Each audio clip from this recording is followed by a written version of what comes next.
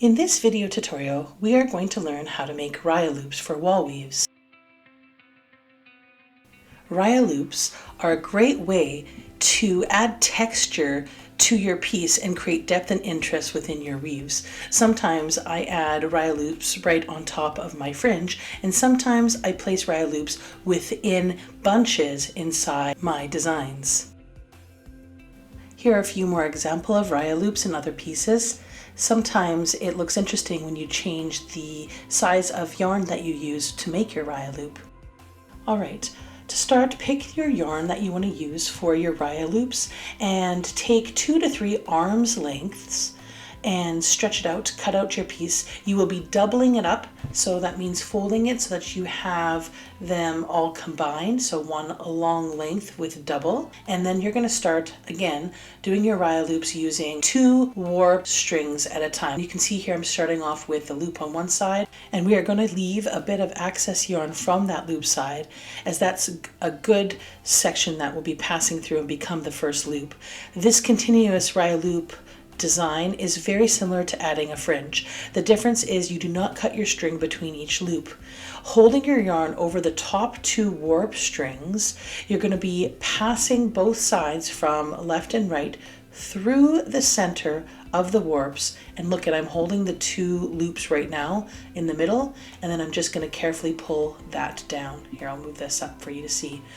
Now, it's not going to be overly tight, and if you pull the string on the right, it will take away from your loops, like the loops will collapse. But we're going to just hold and go to the next 2 warp strings again, holding it just like we would when we did the fringe, and we're going to pull that one side through. Again, you can decide how large your Rya loop is going to be, and then I'm going to come from the other side and I'm going to make another loop.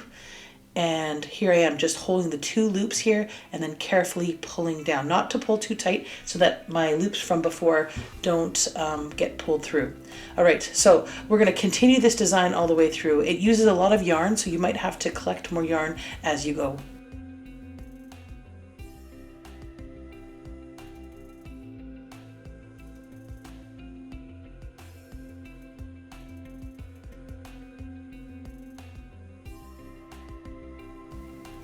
And pull down, and then I'm going to continue these Rya loops all the way across on my weave, using every 2 groups of 2 warps.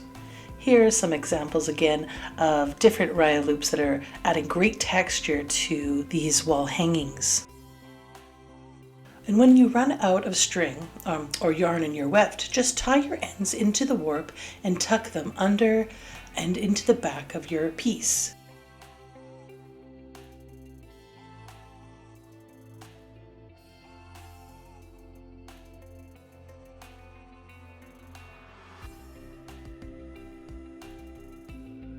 I just continued to add Rya loops and even changed yarn color within the groups of my loops that I made. Here you can see the example of how the cluster finished. Continuous Rya loops really add texture to this piece on the left too. For my piece, I ended up coming back and adding even more to my weft design. You can see this here. Okay, well that's how you make continuous Rya loops. I hope you enjoyed this video. Check out my other tutorials to see how to create other weaves for your wall hangings.